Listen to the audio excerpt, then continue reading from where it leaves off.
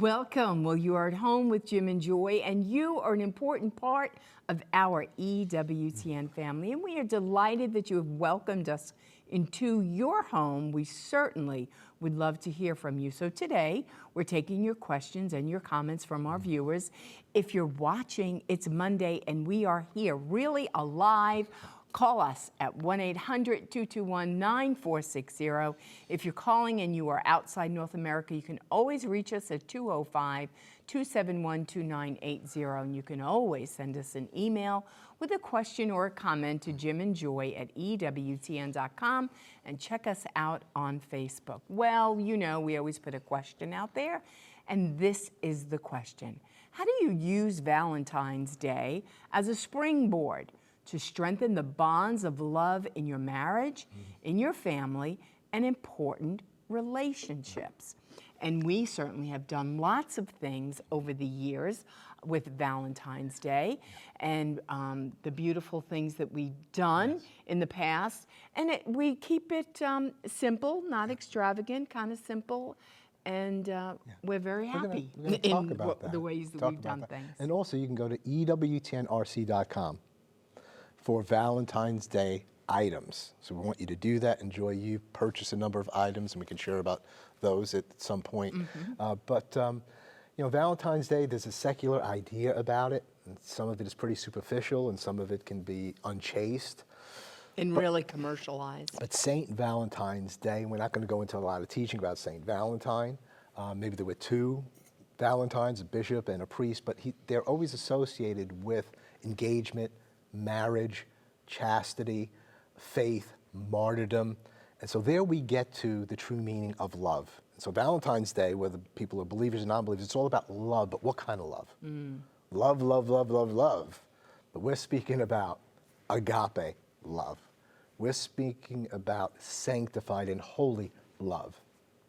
Whether for couples considering marriage chastely, engaged couples, married couples, chaste, holy, on fire love, or just love for our families, for our children, for our parents, for widows especially. And I hope that we can hear from some people today who are widows and widowers and Valentine's Day.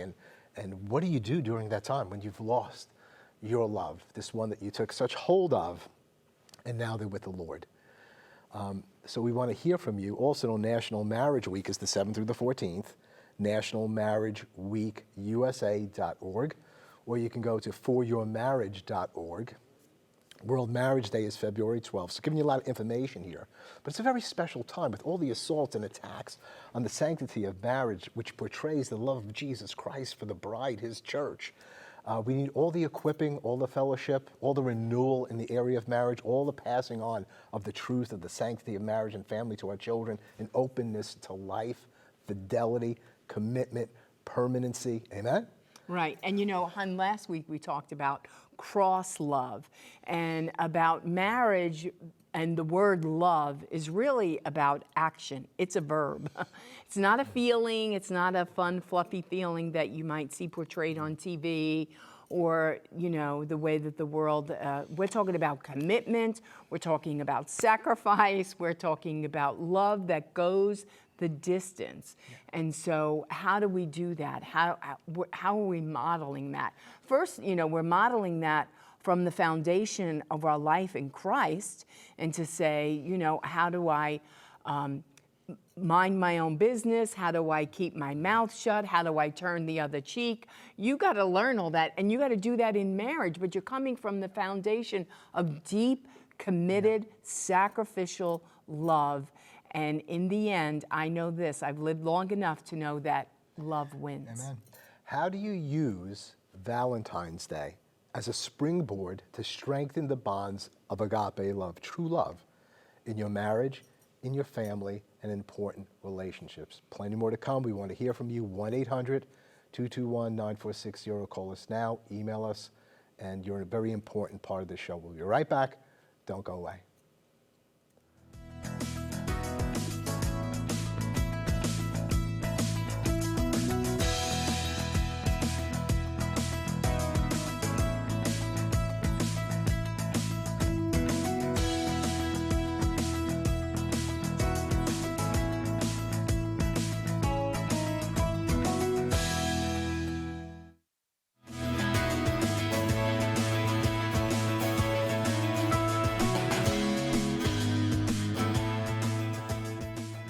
Welcome back. Well, remember that we're taking your comments and your questions on our show today. So if you're watching, it's Monday. We are here live. Give us a jingle.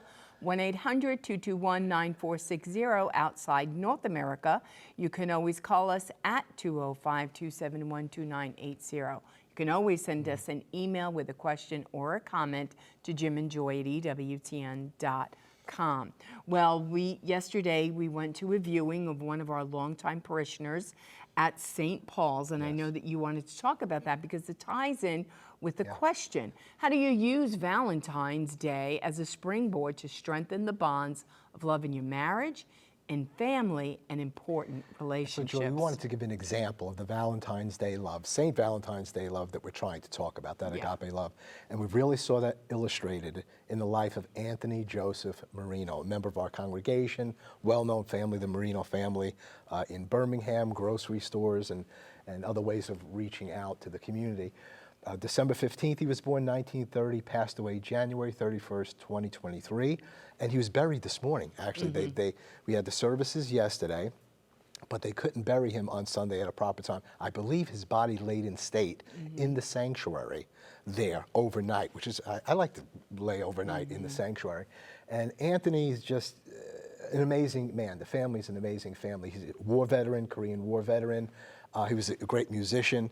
He started a group called Tony Marino and the Checkmates, I think it is. Yes. We heard from so many people that his band played for their weddings, a lot of Italian weddings, and married to his wife Annie for 65 years, 65 years. And they were just so beautiful to see, each Sunday in the parish. Beautiful family in Joe and Anthony and Laura and grandchildren. And so just a fantastic family. They love the church. They love one another. We're speaking about love, all ways of love on St. Valentine's Day, sacrificial love. Anthony was an usher for 75 years. 75 years an usher in the same church. He welcomed us into the church when I reverted back into the Catholic Church. You came in, were converted, became a Catholic. But the importance of being an usher. What a class guy, handsome guy, always dressed to perfection. Would come up to you, with the order of service, and just right, he would do it smooth. And then he raised up his son, Joe, who's his the grandsons. grandsons are the same. Everybody's dressed wonderful, smiles on their faces, and just come up to you in the right way. Nobody can say in our church that you weren't welcomed into the Cathedral of St. Paul. That it was not.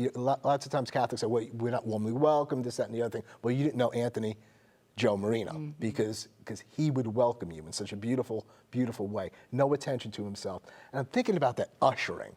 And I think about that scripture that says, I'd rather be a doorkeeper in the house of the Lord than to dwell in the tents of the wicked.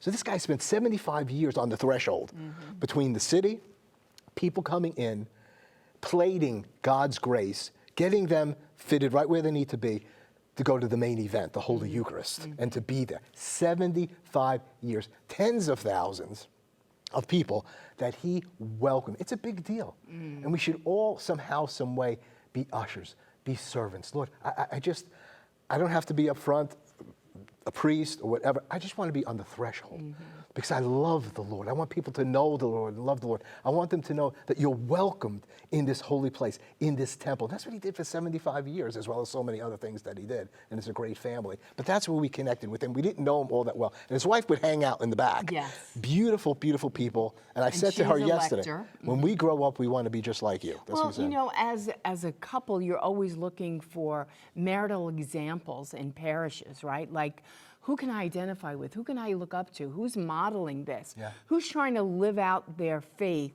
with fear and trembling and loving Jesus with all their heart, soul, mind, and strength? So it's nice when you see a beautiful couple and a beautiful family as they move. And most of I think 2 or 3 out of their grandchildren volunteered even at our pregnancy resource center, Her Choice. So kudos to all of you who are out there serving the church, being ushers, being lectors, loving and serving the bride of Christ to make it more beautiful for all of us to come and see and to be welcomed in. Well, the church really turned out yesterday for Anthony Joseph Marino and his blessed wife by the hundreds, if not the thousands, that came there. So anyway, just a life, somebody that people might not know, but they're people like that are in your parish. and you just notice them and their inspirations and the light of Christ. We're hearing a lot about the light of Christ in our readings lately. You are the light. Now, Jesus said, I'm the light of the world. Then he says, you're the light. Be light wherever you are, whatever you do. This is what we're speaking about with St. Valentine's Day love. Well, and it was beautiful. I mean, his wife of 65 years. I mean, 65 years, that's a really long time. And I know some of our viewers at home, you've been married that long, and some of you are now becoming a widow without your spouse after 62 years, 65 years. How does Valentine's Day affect you when you don't have the love of your life in your life as you go forward? So one thing that we do, some of the things we always try to do in our family, is we always send out Valentine cards to family members. It's just another way to say I love you and I'm thinking about you. That's all, nothing great, just a little card, simple, easy. But EWTNRC.com has some really good treats. You could go there. They have these beautiful Trappist monk chocolates that you can get, and I know Emily did a great job on Religious Catalog. But I went in last week and I bought some of these, and then I also purchased some of, they're called Peace and All Good Things. And in this beautiful little package, now who wouldn't want to get a beautiful little package? It has a candle, it has soap, and it has a lotion, and there's 3 different scents that I think they have. So I'm gonna send this to some people in my life who I know just need a little extra love. I have a sister who is battling cancer. I have a sister-in-law who's working out her life without her beloved at her side after 62 years, right? Lost her husband, Camille and Tony. And so it's just simple ways, ways that you can love. Now, certainly, we have all the grandchildren, and Nona's always looking for opportunities to love on them, and so sending them things and doing things with them, and then for our children. So there's just, if it's an opportunity to be a channel of love, and certainly our readings this weekend were being light and salt. And so you want to say, Jesus, illuminate me, make my light bright, that and I'm not talking about solving the world problems or just being a vessel of love. Well, and that's what we're trying. Can we do that, right? That's what we're trying to say. Valentine's Day is Valentine's Day for the world. Some of it's good, some of it's not good, some of it's horrific. There really was a St. Valentine. So if this whole conversation is about love, what kind of love are you talking about? And we want to tell you the kind of love, the agape love, the sacrificial love, the full donation of self love, the love for those that have lost loved ones. Just love for humanity, because in the end, the only thing that remains is agape, is love. And that's the call of the Christian. That's the call of the Catholic Church. That's the call of the sacraments and what the sacraments do. And this is our time, this is our hour to show forth and to proclaim true love. So how are you doing that? How are you using Valentine's Day as a springboard? We have a comment here, Joy. It says, we make sure to take time on Valentine's Day to pray together as a couple to Saint Valentine for the grace to be truly selfless and self-giving in our love for others. And you know, I think that's everybody, when we fall in love or we're in love, and we all think it's about a feeling of what love is. And certainly, you know, we see it on a daily basis of our ladies at our pregnancy medical center, these young ladies who are looking for love in all the wrong places and letting themselves be used by guys, and girls using guys and guys using girls, and it's not good for their souls. And then sometimes when they come up in an unplanned pregnancy, some of the young men become missing in action, and she's left in this unplanned pregnancy in a crisis now in her own soul, thinking he loved her. Well, and we instruct them daily, this is what love is. Now, if you're a mom, you know about love because you're already being committed and sacrificing for your child. You need a young man to come up alongside of you and to sacrifice and be committed, and you do the same. And as married couples, we have to witness this. We have to be a visual to our children so that they can do their marriages well. To our grandchildren, because they're watching, and they need us because the world is giving them a whole nother view of what marriage is. It's not feeling good for me anymore, I'm out. This relationship, it's over. And so we need to say, no, this is what real love is, and don't be satisfied with anything that is less than true agape love. And that's our point in doing the show today. So everybody's speaking about love on Valentine's Day, whatever they mean by that. What do you mean by that? How are you communicating that to your spouse now? To your children? To say, we hear a lot this word love. And that's what we say with the girls that come who are pregnant and considering abortion and, talking about the guy that they were with, and I love him, I love it. And what do you mean by love? And they're Christians and they're going to have an abortion. And what do you mean by being a Christian? What do you mean by love? And we have this conversation, and you know what? Some of them are converted. Some of them have an epiphany. And some of them are now caught and left alone. And then they make a heroic love choice. I made the wrong decision about seeing this guy, and now I'm pregnant. I was thinking about abortion. But now you have the opportunity to love. You have the opportunity to love and give life to this child, continue this life. So it goes from something very dark to something beautiful. For those of us who've betrayed love in so many ways, in various ways, there's mercy, there's grace, there's forgiveness, and we come back, we confess our sins in the confessional, however we're doing that. And we say, Lord, I've fractured love. I turned my back upon love. I'm the one who did this. Lord, forgive me, and to know God's love and to take hold of him. What's love? As it says in the Song of Solomon, when my heart found the one that it loved, I took hold of love. I took hold of him, and I will not let him go. We've missed love. That one in Song of Solomon missed love. Love came and was knocking on the door, and she hesitated. She didn't go there. And by the time she went to the door, to open the door to love, open the door to love, she ran out into the street. She says, I wasn't ready then. She's saying to the watchman, if you see the one who my heart loves, would you tell him I'm back now? That I'm sorry. I want to take him into my life. This is Valentine love. Yes. That you would take the Lord in and love him. You would take his mother in. As Jesus said, cross love. From the cross, he said to John, your mother, your son. What's love? Take in people. Welcome people in. Welcome them back into your life, into your home. Well, and on a simple thing, some of the things that you can do with your spouse. So maybe we're longing and we need healing in our marriage. Maybe whatever's going on in your life. Then you know what? Say, we're going to take an hour and let's go do adoration together. Or maybe on Valentine's Day, you say, we're going to go to Mass together. If you're a single person, you're saying, you know what? There is no real true love in my life right now. Well, then run to the true love that is in your life, and that is Jesus. So go and do adoration just with Jesus.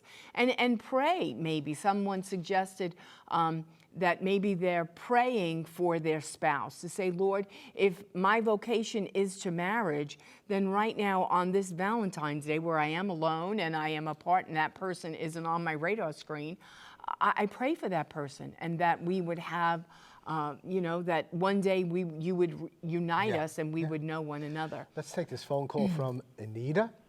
And so Anita from Connecticut, welcome to At Home with Jim and Joy. Please share with us your thoughts about Valentine's Day and true love. Go right ahead. Well, I'm in a bereavement group, and it's mostly widows. And there's this great sadness around Valentine's Day.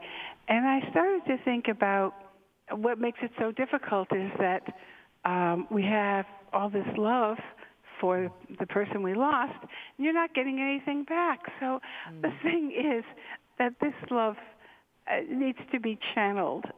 And I was thinking of the lines to the song in Sound of Music, a bell's not a bell till you ring it, a song's not a song till you sing it, and the love in your heart wasn't put there to stay. Love isn't love till you give it away. So all this love that we have, the best thing I think is to just channel it to everyone you meet, to have the agape that you were talking about. That's why I called, because it's so interesting, because that's exactly what I was thinking of. I've been single all my life, and I'm just grieving a friend. He was actually homeless, and I took him in, and so I always had to think of Valentine's Day as a love you share with everyone, because I did not have that closeness in my life. And so that's something I learned very easily. And I think I would like to share with you the idea that all of us who have a sadness for during this period, as we do during Christmas and New Year's, is just to take all that love that you have and share it with everybody else in your life. And Anita, thank you get so the much. happiness. Thank you for sharing your testimony, your witness. I really feel like you made the show. So it's wonderful. May we follow your example in this. You're filled with all this love. Where does it go? What happens? Maybe when you love, this deceased. Just channel the love. Just love. Let it be poured out. This agape love that's not expecting anything in return, but just pour it out. Let the God's grace move through you and pour it out upon all people. So thank you so much. And we're going to take a break at this point. May God's love be poured out upon everyone. Plenty more to come. We'll be right back. Don't go away.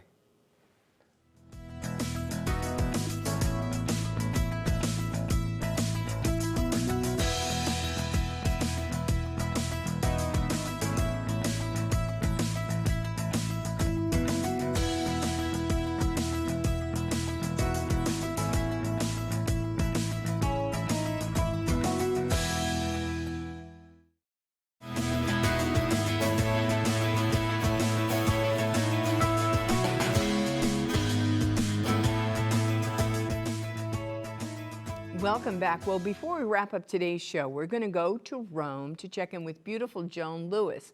Now, Joan, what is the latest news from Rome? Well, hi, Jim and Joy. Greetings from Rome. And the Holy Father has returned to Rome from what had to be one of the most moving, emotional, and even exhilarating trips of his pontificate. I'm speaking, of course, of his 6 days in Africa, 3 in the DRC, the Democratic Republic of Congo, which is the second largest nation in Africa, and then in South Sudan, which is the newest country in Africa, but one of the 3 poorest in the entire world. Now, if you were going to use words to describe these countries, you'd have to say war-torn, violence, corruption, exploitation, poverty, hunger. It's absolutely terrible. And I have to say, we also have to mention, of course, the millions of refugees and displaced persons. Now, the Holy Father was touched by all of this. He met men, women, and children who were refugees, who had no homes, who had been badly mutilated by warlords, who were scarred for life by man's inhumanity to man. There was a moment even when the Pope had no words. He had only tears.